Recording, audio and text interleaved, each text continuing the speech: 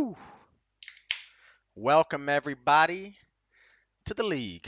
Week 5 has been going on now. It's going on right now, but it is upon us. Mm. Ah, and holy shit, what a crazy week. Everybody in the South won. Everybody in the West lost. That's never happened before. Um, at least not to my knowledge or my memory, which is not very good. But that has never happened before. So the teams in the West are again, they are looking like the South of old or this old Central. Everyone's kind of just duking it out. Nothing has changed really anywhere in the standings except over in the East. The Dumpster Fire have jumped the Rune Dogs for that top spot. Um, and the Dumpster Fire, they are almost 100 points ahead of the Rune Dogs in the East. So for the Rune Dogs to win the East, they need to be a game up. They cannot leave that to a points tiebreaker at all over there.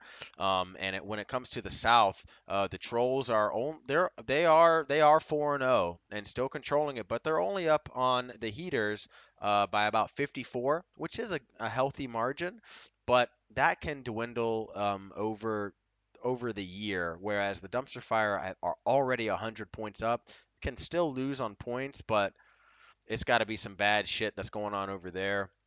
And the Voyagers, Finesse, Titans Elite, and the Wise Guys, they all lost in the West. The Voyagers are still ahead of the Finesse by only 11 points, so that is a tight race there over there in the West. Let's get into the power rankings. There's been a lot of movement in the middle of these rankings. Not much movement on I guess you would say, the bread of the sandwich. Not much. So coming in at numbers 12, 11, and 10, same as last week. You got the Cartel at 12, you got the Tiger Sharks at 11, and you got the Wise Guys at 10. And I didn't move any of these guys because, well, the Cartel are fucking 0 and 4. So they're still at the bottom. The Tiger Sharks did get a win last week, but it was over the Cartel. So where you gonna go? I mean, you're either gonna still be maybe 10 if you blew them the fuck out, but you only beat them by what, 20, what, 15 points, something like that. So nothing too crazy there. And then the Wise Guys, they lost a close game. A very close game to the Hickory Grove Heaters. So I couldn't really move them up, but I couldn't really move them down either. So all those three guys are staying the same. And then a little bit of movement is happening. The Titans Elite are staying put as well. Again, they lost, but they put up a good fight against the Dumpster Fire, who put up 185. I mean, the Titans Elite put up 125, which is pretty good for them, and they still lost by 60. So, yeah. So the Joes are staying down here at number 9. Yeah, coming in at number 8, we still got the Philadelphia Smeagol's, um, and the Vietnam Voyager. So I know someone might be a little mad because the Smeagol's did beat the Voyagers last week. However, however, points scored on the season, Voyagers have 505. Smeagol's only have 460. So 45 points more. They have the same record. They're both 2-2.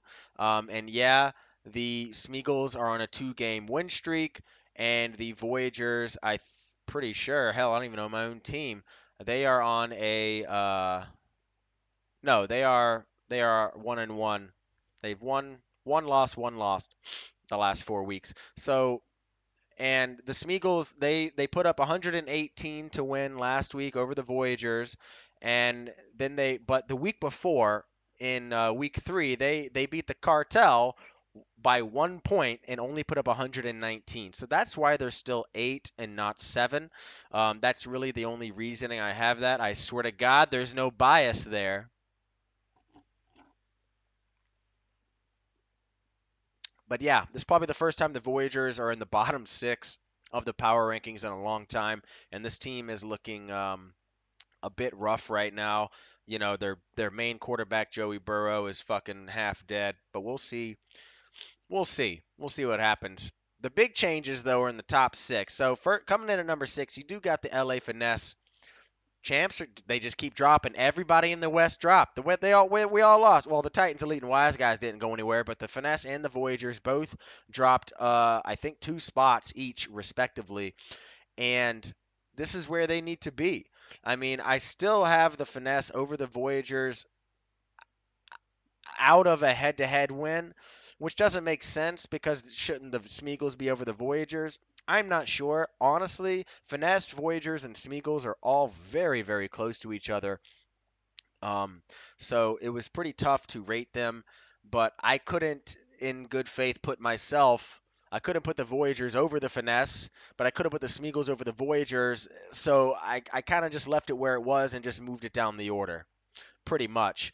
Coming in at number 5, though, some risers. We got the French Quarter Quailmen coming in clutch last week, keeping the dream alive to keep and get back control of the South. They had control of it, and then they fucking lost it. So they are 2-2 on the year. They did get a big win.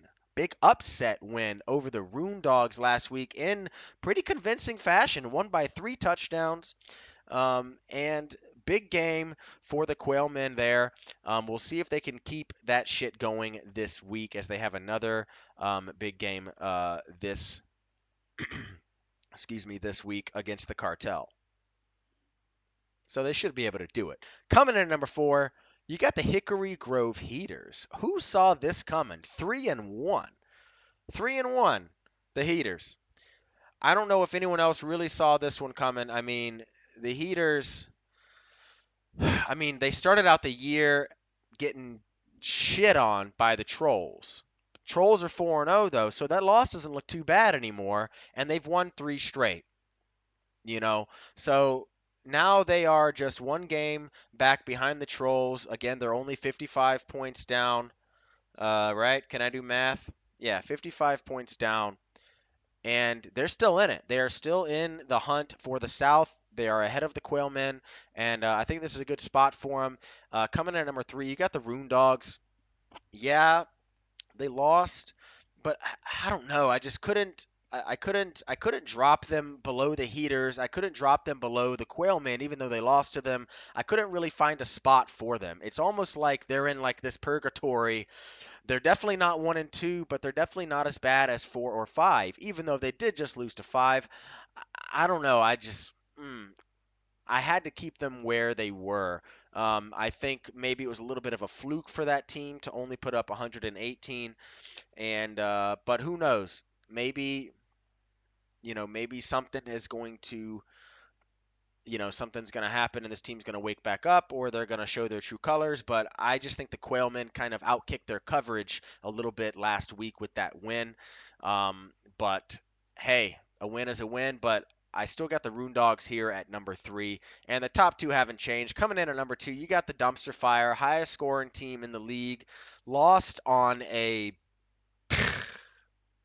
ridiculousness call, almost, some kind of coaching decision. I don't know if anyone watched the Miami game yesterday, but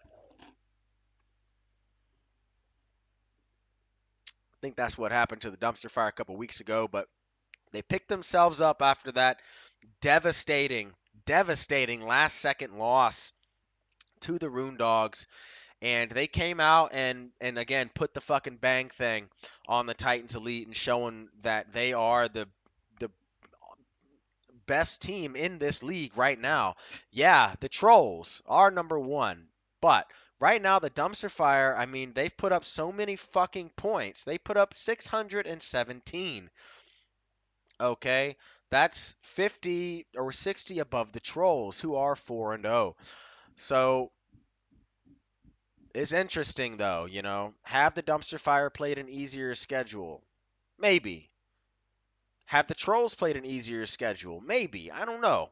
We're definitely gonna find out, and I'm very very curious as to when these two teams face off.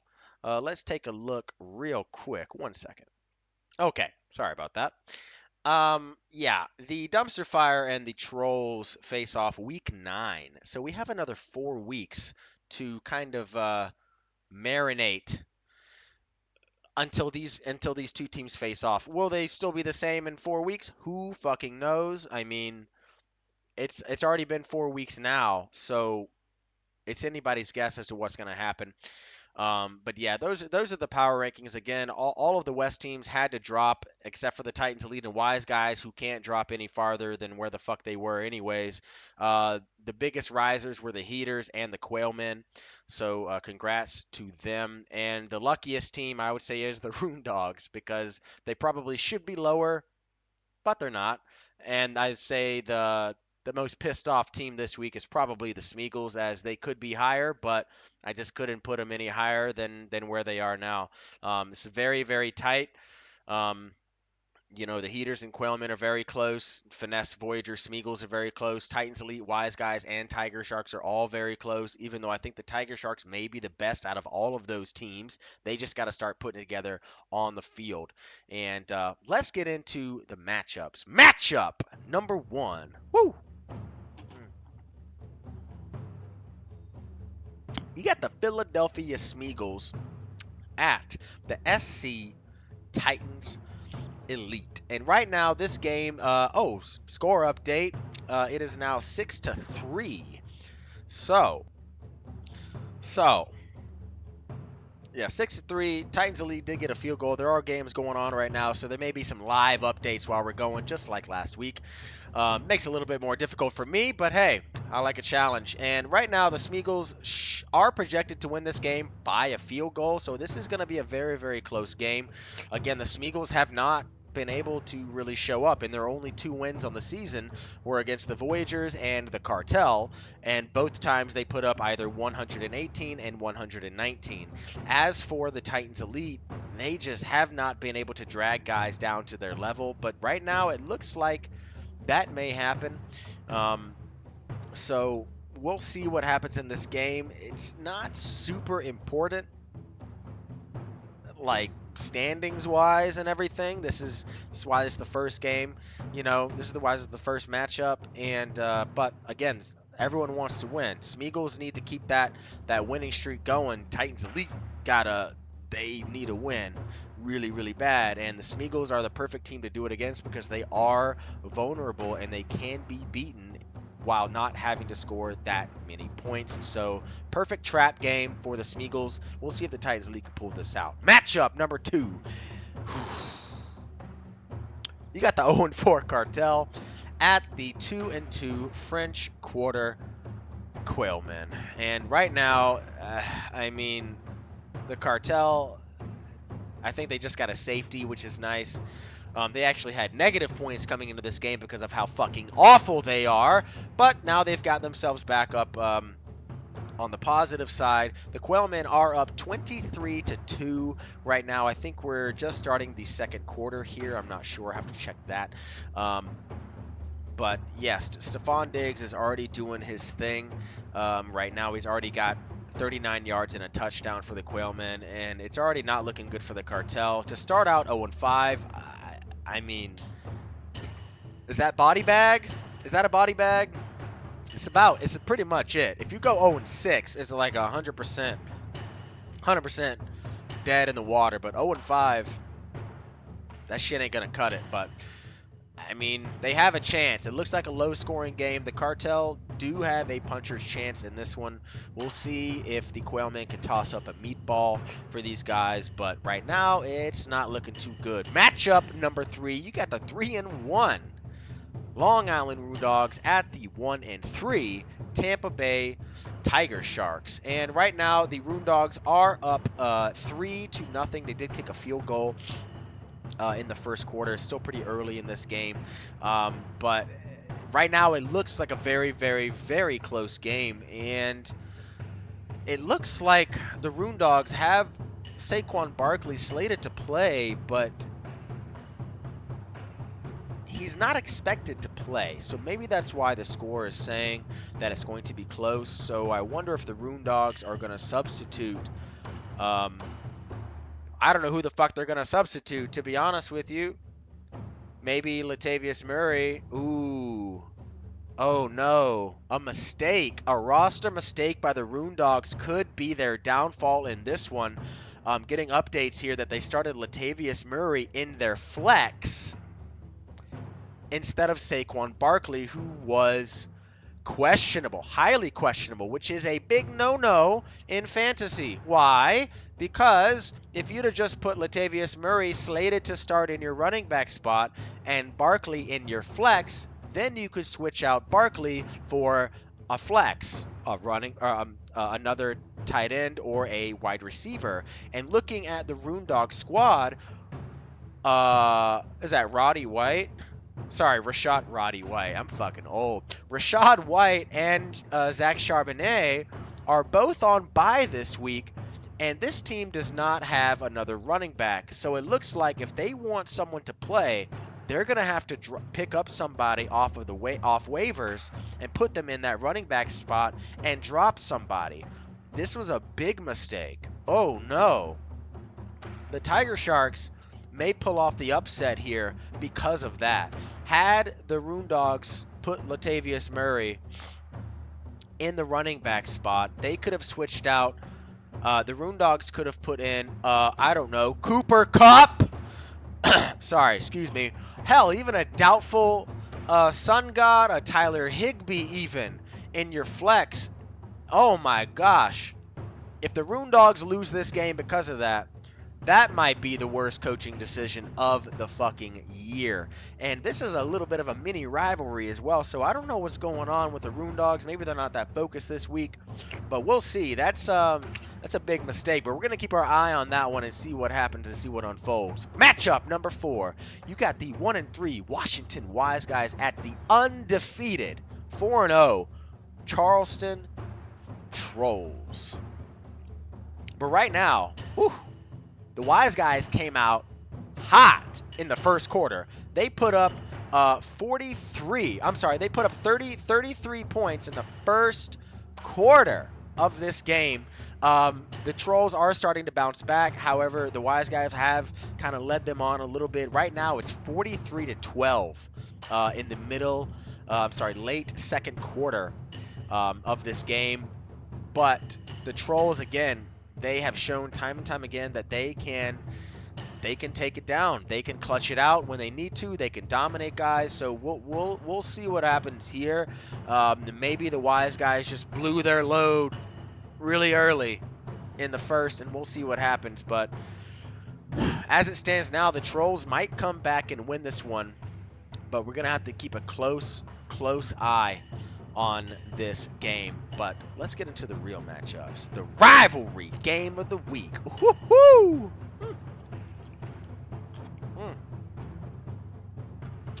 Got the 2-2 reigning defending champs, LA Finesse, at the 3-1. Woo! Surprise 3-1 Hickory Grove Heaters. And the fucking Heaters, we want to talk about blowing your load in the first quarter. The Heaters put up 56 in the first quarter. I mean, good Lord. I mean, and the Finesse are trying everything they can right now to come back. They've gotten a safety and a field goal to try and come back in this game.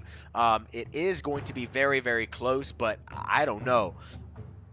I think the Heaters coming out, hot in the first quarter, that may be too much for the Finesse to handle. And it's weird to say that the Finesse can't keep up with somebody scoring-wise, points-wise, but has this team lost its touch?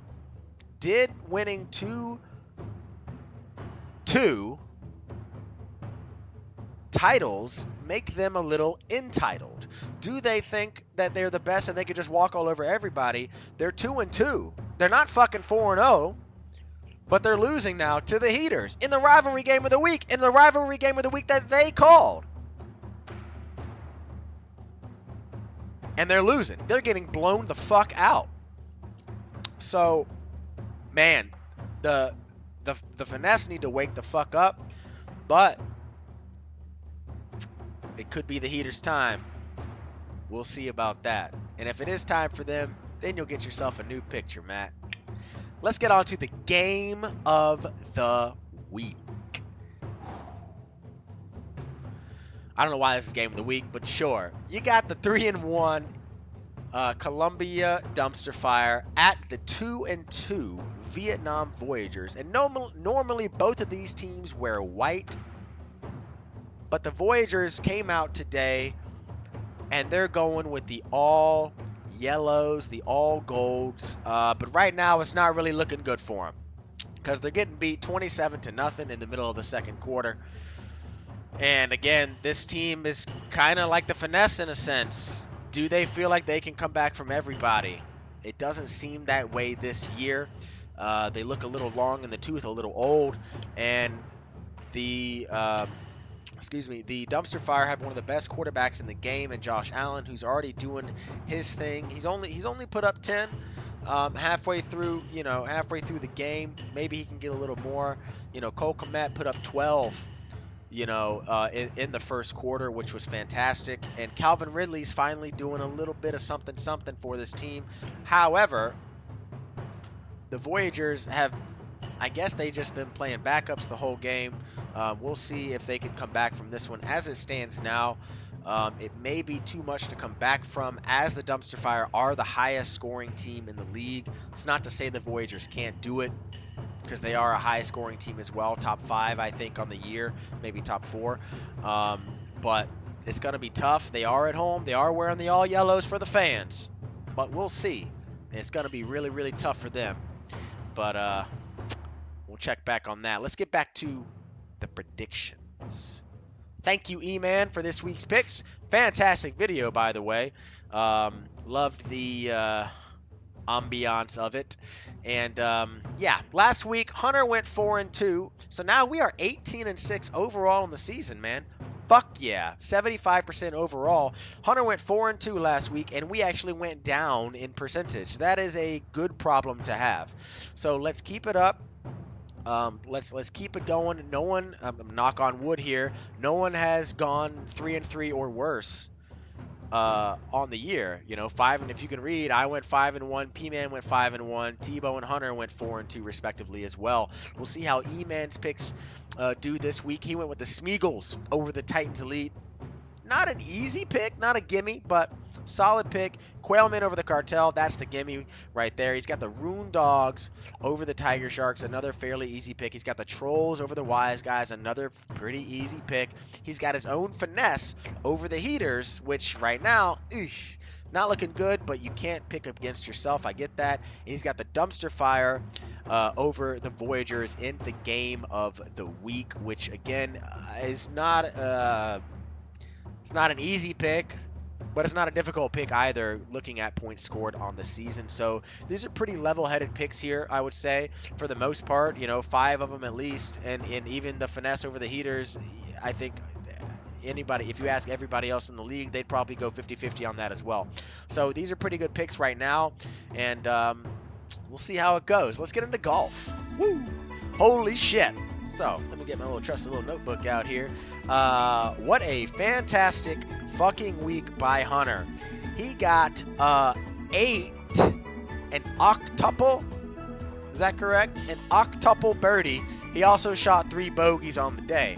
So he got a quintuple bird on the day. Oh, hold on. Some news coming in.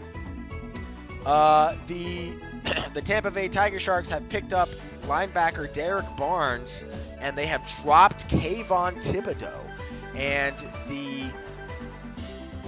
the Cartel have picked up Josh Kelly, and they have dropped Tony Jones, running back, which is a good thing because Tony Jones was just waived by the fucking Saints, and Josh Kelly is on bye. I don't know why he picked him up, but I guess something's better than nothing.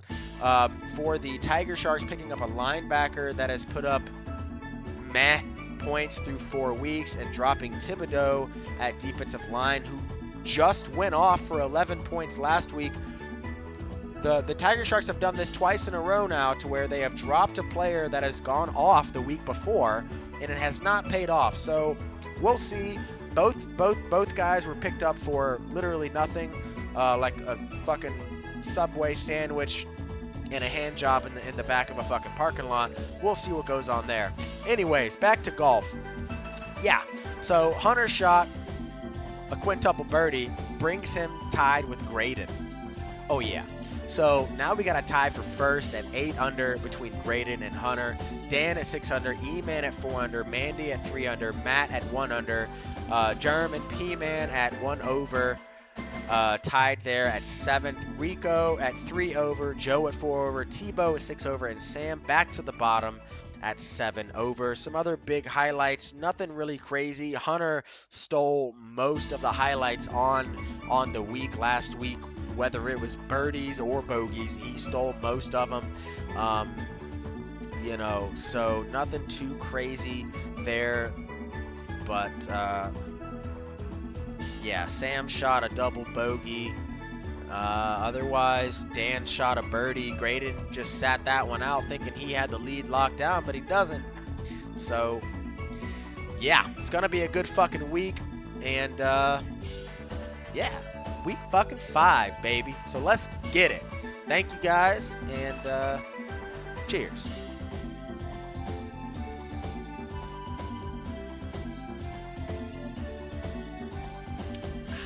Woo! That's cold. Thank you, E-Man. Woo!